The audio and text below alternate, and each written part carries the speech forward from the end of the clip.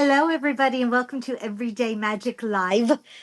This is our new thing that we're doing every Wednesday, and this is our third week. So if you're able to go back and look at the first two videos, or just pull out the snippets, then you will already be getting this education, these seeds to put in your garden of returning to your natural state of vibrant health and soaring happiness and unlimited freedom. So welcome, my guest, Karen Langston. I'm so Thank happy you're you. here. Yes, thank you for inviting me. And I just want to say I love what you just said, putting seeds in your garden. I love that. So I just wanted to Yeah, recognize that. That's right. beautiful. We're not on some difficult, hard, mission-oriented thing. We're cultivating a beautiful, magical life and just watching all the pieces come together and just Yes. enjoy and grace and fun. Yay. Hi, Jeff. Welcome. Um, and forgive me, Jeff, that a lot of our content here is aimed at women and the kind of the special challenges, but every one of us has the birthright of vibrant health and soaring happiness and um, limitless freedom. And most of what we talk about here applies to everyone, right? There are occasionally some special challenges around menopause and female hormones and things like that that are exclusive to women. But actually, we all have masculine and feminine energy, and we all need to be tending to our feminine energy, men just as Oh much yeah. as women, right? Yeah. Oh yeah, absolutely. Yeah. Yeah. Okay, Well, so our and the other I go just ahead. wanted to say on that just for Jeff, and the other thing is that what we're talking about today actually can apply to you, Jeff, as well. So stay tuned. Definitely to everyone. Yeah. So our goal here is to have two little simple lifestyle things that we can begin making a habit of, and then one good, juicy, meaty conversation, which is what Karen is bringing her expertise because she loves and knows and is an expert on the details and the nitty gritty and the science behind the nutritional advice that we're giving here as part of a primal lifestyle, right? So she's our resident expert while we're moving through this food and physical part and just getting to know each other. And it's so incredibly cool, right? Thank you. Mhm. Yeah, thank you Yeah. for trusting me. Yeah, so as part of our little grounding that we always do at the beginning, this is the thing that we want to try to incorporate into our lives, and it is blessing your meal. One meal a day. If you want to do every meal a day, that would be magnificent. If you actually have the presence of mind to be mindful about preparing and putting down and being engaged with one meal, hallelujah. That in this day and age, you're kind of special, right? If you are actually taking the effort to get that to happen. But I want to kind of get some misconceptions out of the way. There's the thing about, so how many of you were brought up to pray and thank God for your food before every meal, right? Share with us in the chat. And even if you're watching this on the replay, to answer this question, this is one of those things that, we're taught, oh, this is what you do. And then we sit down, we say, God is great, God is good, let us thank him for our food. Amen. And where is the connection in that? Where is the good in that? It's forgetting completely about the intention and the spirituality and just embracing the ritual, or not even embracing the ritual, just giving lip service to the ritual. It's meaningless, right? But if you were to take a moment to, if you're a meat eater, to go, thank you to the spirit of the animal that gave its life in this noble cause so that I can be fed. Thank you for the hands that prepared this, if they're mine. That this is I'm so appreciative. I am so in love with and in reverence for this whole process of being in relationship with this meal and this and how it is integrating with my body.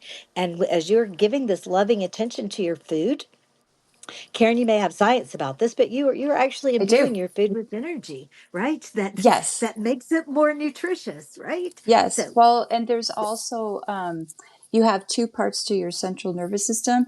You have your fight and flight, which unfortunately we're spending 80 to 90% of our day in. And then on the other side, you have your rest and digest. And the rest and digest is actually where you want to be when you want to eat your food so that you can bring it in, assimilate it, break it down, and then use those nutrients. And it's so people who pray before they eat actually go into rest and digest. And that was one of the things I used to talk about when I was speaking on the road. How many people would pray before they would eat, and all their hands would go up. And I'm like, you're already in your rest and digest. Because when you are praying, you're breathing and you're giving that Mhm. moment and you're connecting the energy, like what you just said. And then Mhm. for the rest of us who don't pray before we eat, we can take those 3 deep breaths, bring that energy, and just like you're saying, just really connect with the food, but also put ourselves into that rest and digest as well. Yeah, so I love that. Yeah, yeah. Let's get rid of the word prayer because of how many negative connotations that can have against religion and oppression and things that you must do, and instead embrace our power to bless our own food, right? To just create this relationship that is us and our food, right? Mm-hmm. And Mm-hmm. yeah, and give that blessing and take the time. When I first got to Costa Rica, I was staying with this amazing family from Israel. And we had, before every meal, everything was all put out. It was beautiful. All hands helped to prepare it. And we would all share something that we were appreciative of, or express love for one another, Oh, I or love that. express, thanks and appreciation for the hands that prepared the meal, right? And so it became very, very meaningful and a very community moment in the day. And so suddenly we're not just feeding our bodies, we're feeding our soul, we're feeding our community. We're making something so much more special than just grabbing something and mindlessly putting it into our bodies without any thought or care or reverence, right? Right. And I think that that's what we're missing today. A Mhm. lot of us just go through the drive through or we pop something in the microwave. We're missing that part of the community. We're missing that part of the energy. Mhm. And so I think that that's why for some people it's hard to give that thanks because we've removed that part of the meal. Yeah, absolutely. Right. And I'm also kind of taking apart this word gratitude because again, back to my youth, the feeling of gratitude is like, oh, I'm not worthy, so thank you that you gave me this. So I like appreciation more. I like reverence. I like connection instead of gratitude. But however you want to do this is your journey, and this is the seed that I would invite you to plant this week. And the second one is to take your shoes off and stand in the earth. Yes, please. You're meant to connect with Mother Nature.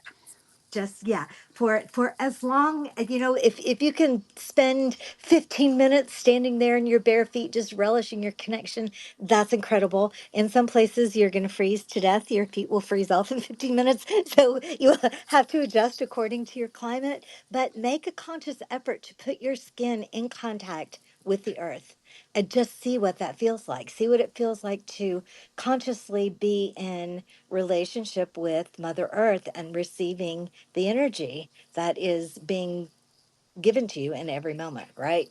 Yes, So cool. absolutely. Yes, if you are in a colder climate, a lot of us wear our shoes inside. I'll never understand that, but we do.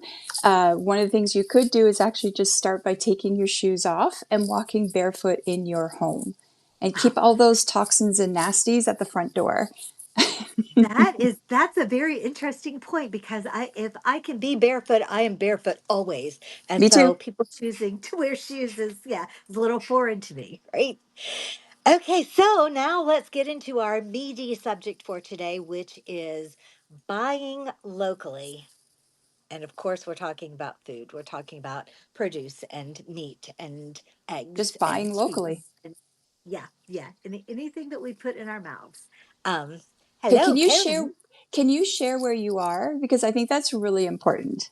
Oh, okay. Have I not done that? Thank you for reminding me. Yeah. I am in Paphos, Cyprus, which is a little island in the Mediterranean that is partly Greek and partly Turkish. Oh, And the wow. climate here is, well, it's desert like. They're having their third year of a pretty severe drought. Oh, wow. Yeah, and like a lot of subtropical and tropical regions, they have a rainy season and and a dry season. So instead of winter, spring, summer, fall, they just pretty much have the dry season and the rainy season. Although they do call their rainy season here winter, and their rainy season has not been so rainy lately. What's kind of a sad thing is that the banana farmers here have been given enough water to keep their plants alive, but not enough to have a harvest. So, Oh, yeah, so but why? that's That's oh, so why can't they do enough for a harvest? I because there's guess. not enough to go around. I don't Oh, know. That's I didn't delve too far into that, but I don't know. Maybe giving precedence to some other crop that also oh, needs water, right? Because yeah. there's oranges and okay, so buying locally here is very easy. There's a little market that is all well, there are imports, but half of the store is all local produce that's in season, and so I posted pictures on my on the in Everyday Magic that you can go and look at, but just beautiful peppers and tomatoes and cauliflowers and strawberries and asparagus and um, Fish endless, yeah. and fish. Yeah. It's funny, when I saw your pictures, it reminded me of Toronto. I used to live in the beaches, and you would walk down to Queen Street, and it was all just stands outside on Queen Street. Or, yeah, was it Queen Street? I think it's Queen Street, yes. And it just reminded me of that because where I am right now in North Carolina, even Arizona, the same thing. I would have to go to a grocery store or a farmer's market to get what you were experiencing. And it just brought back such a good memory. And I'm still in Canada. So it's like, oh, I can't wait. I'm going to go actually walk down Queen Street and see, even though it's winter, they'll still have those stands out. So I'm looking forward to that. Yeah, there are a lot of vegetables that grow year round that we don't really always know about. And our bodies were designed to eat according to what is available at the time, right? We Mm-hmm. weren't meant to eat strawberries all year round. We were, root vegetables in the winter. So, okay, so let's back up just a little bit. Um, First, I can hear some people saying, I don't have access to local food, and you have more access than you think you do. It might just take a little more effort and research. Looking into CSAs, what does that stand for? What's it stand for, Karen? I Cooperatives. I don't know what a CSA It's is. You're ba- on your own, girl. oh, okay. So in a lot of communities, Like a there are cooperative? Is that what you mean? Cooperative? cooperative, yeah, it's like a little Oh, organization that oh, yeah, yeah, yeah. that gets Okay. with the local farmers and puts together little packages that they can deliver to you or you can pick up. Yeah, and Co-ops. again, a Yes. little bit Okay. of extra effort, yeah, and additional steps than just going into Costco and grabbing a bag of industrially produced whatever. Um, a little bit more effort, but so much so worth it, right? There's so many benefits to buying your produce this way. So and I will speak to the community and to getting to know your local farmers and to being a part of creating a world that we're going to still have around, later on, that we're not destroying by just covering up with wheat and soy and rapeseed crops, right? Right. And Yeah. that's one of the things that is actually beautiful about eating local is that you're supporting that regenerative agriculture that we talked about last week, and it's the Mhm. small farms that are using the regenerative farming. It's also going to, just like you said, if we're eating local, we're reducing that dependency on the global supply chain. We don't have that anymore, because now you're supporting this local, so more people are going to grow. It also, this is really interesting because it promotes seed saving. heritage crops. And it also helps with diseases to plants because now you're not introducing into the soil foreign vegetables, etc. And I know when I used to drive from Arizona to California, we actually had to go through a checkpoint, and it was a California checkpoint, and we weren't allowed to bring anything past that point that had seeds or any raw foods in it. So California was trying to do what they can, but I mean, you can get on a plane and go to California. I'm not quite understanding that, but that's what they were doing when we come from Arizona to California. And it also preserves regional food traditions, just like you were talking about, where everybody gets involved.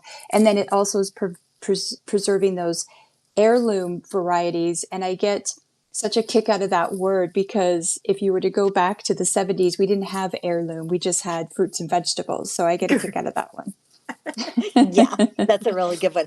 Okay, so let's talk about the actual difference in the food because I can also hear people going, ah, I don't have time for this. Let's talk about the actual nutritional differences in the tomato that's grown in your backyard or your neighbors or the local farmer's backyard and the one that was shipped you all the way across the country into the local Trader Yeah. Joe's. Yeah, Yeah. absolutely. So if we are purchasing or tending even a farm and we are picking those foods, we are picking them at their peak ripeness. So they are going to have higher nutritional content compared to produce that's picked sometimes 3 or 4 weeks before they get to the grocer's shelf, and they're ripening either on their own or they're using gases to help them ripen. So now you're bringing these toxins into the vegetables, and as because you've picked it early, you don't have those nutritional values anymore because it's on a truck doing this. So there's the nutritional level goes down.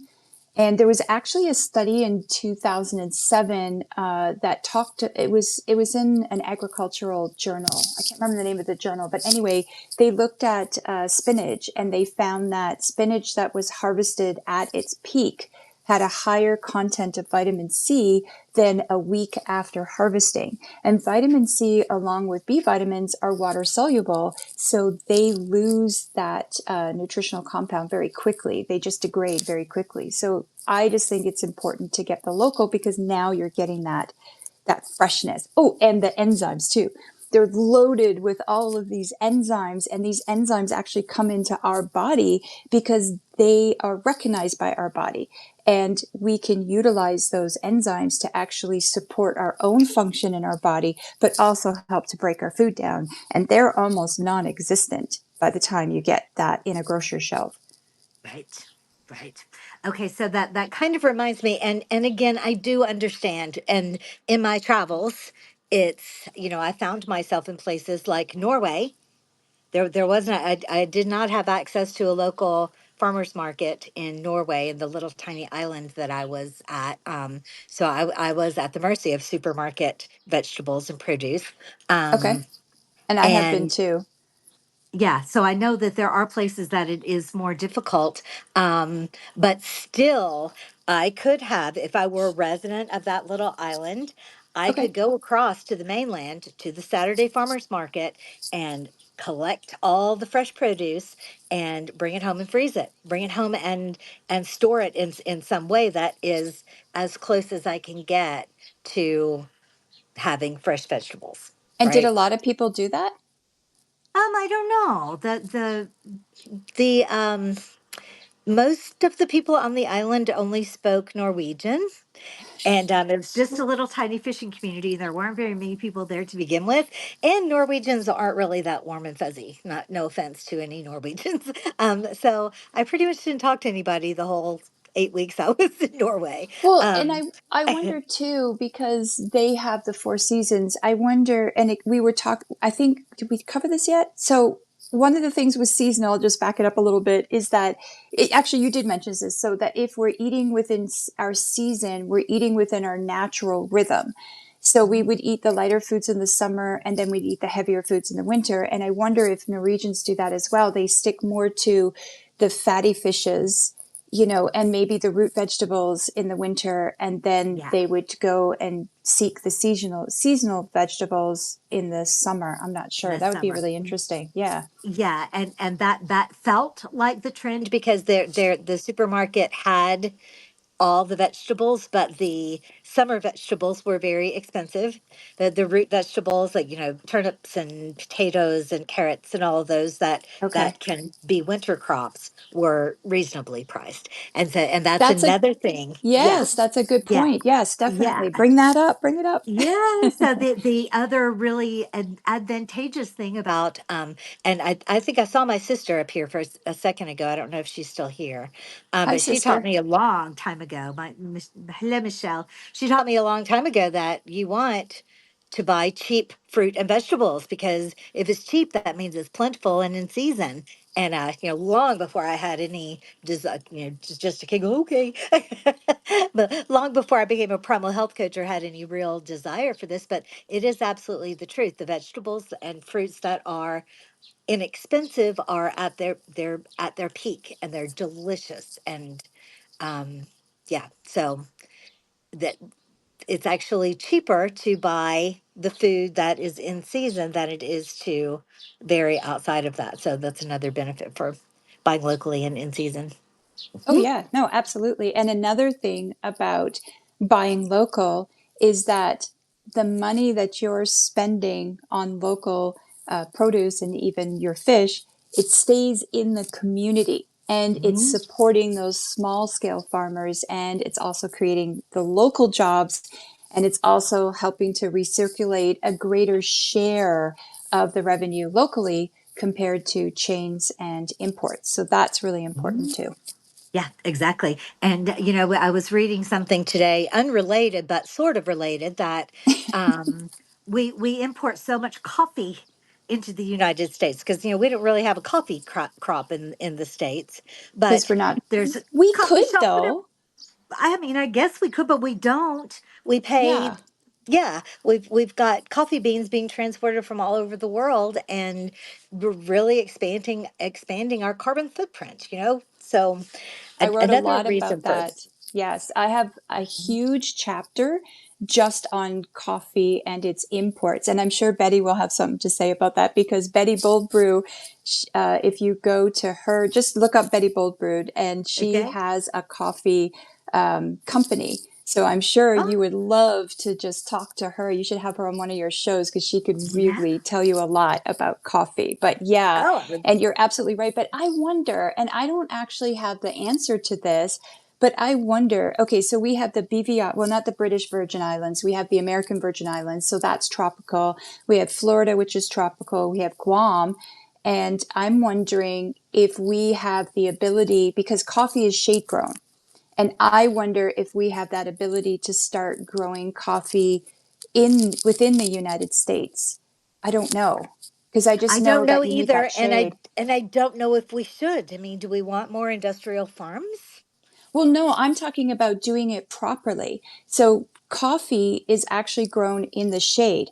The Also, the industrialization part comes in when they genetically modify the beans so that they don't need that shade. And then what they do is they come into these beautiful countries and they rip out all of the shade so that they've been tinkered with to grow in just full sun. So that's why I'm ah, wondering, can we grow them locally in, say, Florida, because Florida's tropical, and even parts of North Carolina, but it does get cold. And I'm thinking, like, like I said, some of these more Hawaii. Oh, wait. Yeah, Hawaii. We should be getting all of our coffee from Hawaii, thinking about it, just because I know that coffee is right. grown in Hawaii, come to think of it. There you go. Betty just said, thank you, Betty. I'm sitting here sweating, waiting for your text to come in. She said Hawaii, Puerto Rico, California, Florida are all options. So there you go. Yes, thank Right. you, So Betty. I knew you'd have cool. something So to yeah, say. I didn't know that. So you just Yeah. just put the coffee plants right in under the trees and Yeah, yeah, not they're have to they're they're distribute them. actually supposed to be grown in the shade, but these companies have come in, and because, Americans drink a lot of coffee, even Canada. I mean, we were tea drinkers growing up, but now it's more coffee. And I'm Mhm. telling you, the coffee that companies are creating are these, they're ripping up the soil, the nutrients, they're destroying the environment because these shade plants also create that moisture in the air. So now you're getting more arid, like what you're dealing with in Cyprus. You know, Hmm. once you start messing with the environment, you change the whole ecosystem, not just in the soil, but in the air as well. So Yeah, yes, we everything. could be Yeah, growing this. Yes. that's very cool because I'm not going to give up my coffee no matter how. I ever, never say never, but You're lucky I can't do coffee. okay. So, Yeah. what else do we want to make sure that we cover about buying locally? What is the inspiration? What is the well, returning to vibrant health and happiness and freedom. So the power that it gives you to be consciously choosing your path, consciously educating yourself about where your food comes from, right? Identifying your place in the natural order of things instead of just faithfully plucking something off of a shelf and, Not having that blindly connection. accepting. Yeah. Well, and there's an Yeah. energy too. We're missing out on the energy. I mean, when you think about it, you walk into a grocery store and you're picking up, and I'm noticing as I'm traveling across the states, even if it's organic, and I know we're not talking about organic, but I want to use this as an example.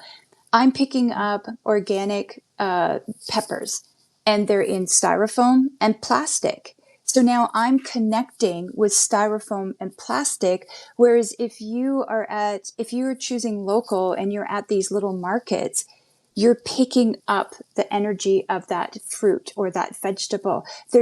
You're removing that cut off, that block by not, Mhm. by removing the styrofoam and the plastic. So you are now connecting with that energy. You're bringing that energy onto your hand. You're bringing that energy into your body. Into your And it body. literally starts the digestive process. It's incredible how it can do that. And Hmm. you're not getting that with styrofoam and paper and plastic. You're just not. Right.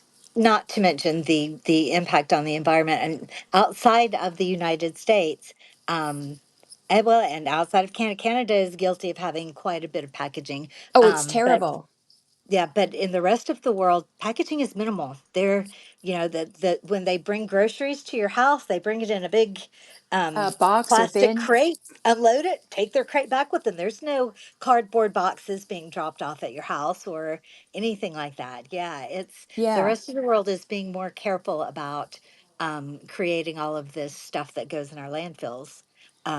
So, I wrote this down.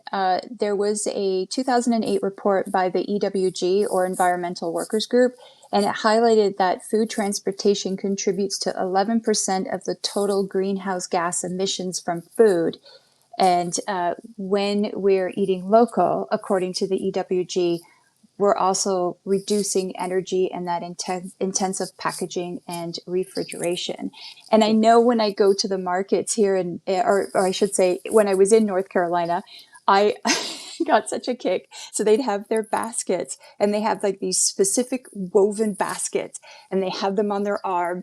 And it was really so cool because they'd go in and they'd get all their fruits and vegetables, and they were getting their cheese, and they'd hit the fish, and they'd hit the meat. And then at the last, they were grabbing their farm fresh flowers. So you'd see their beautiful baskets, and it's just full of this beautiful bounty. And then they've got their beautiful flowers out the back. And it was just, I just loved going just to sit and watch. yeah. I mean, I bought everything there, but I also just loved that energy of that part Uh-huh. of it. Yeah. Yeah, I agree. And the part of North Carolina, I lived right on the border of North Carolina, and there were every little community had a farmer's market that was just wonderful.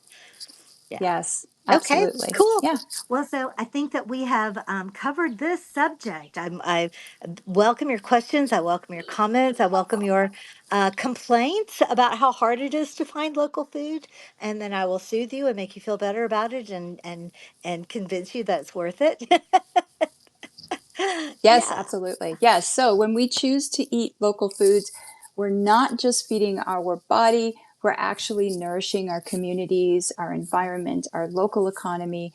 And it's a ripple effect that can happen by you just picking up that one piece of produce and putting it in your pretty little basket. Yeah, Right. absolutely.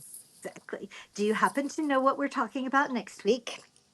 Oh, Lauren, you can't throw stuff I like that at me. Hang on, I I can know. get it I really, never really quick. remember.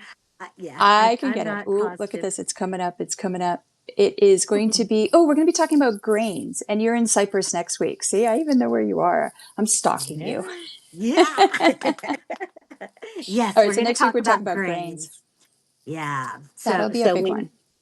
it is a big one, and it's a really important one. So um yeah, we'll be ready for that same time Yeah, next week. So it'll be 12:30 Cyprus time. What is it? 7:30 Eastern 7:30 time. Yeah. daytime. And Yep. what time zone are you in right now? Did you Eastern. leave? I You're did in not Eastern change. still? Yeah, North Carolina and Canada are on the same, or I shouldn't say Canada, I should say I'm in the But province of Ontario. So Ontario and North Carolina are on the same time zone. I'm so used to Americans saying Canada, they never say the province. So I'm like, right. yeah, I'm full fledged Ontario. American now. Yeah, right. Yes, I'm in the province of Ontario currently. Great. All right. Thanks so much, everybody, for Yes, being thank here for you. Everyday Magic Live. Join us next week. Please share your comments and engage with us. And we love you very, very much. Yes, thank you so much. Thank you. And thank you everybody for joining. Bye, Yeah. Betty. Bye. Bye.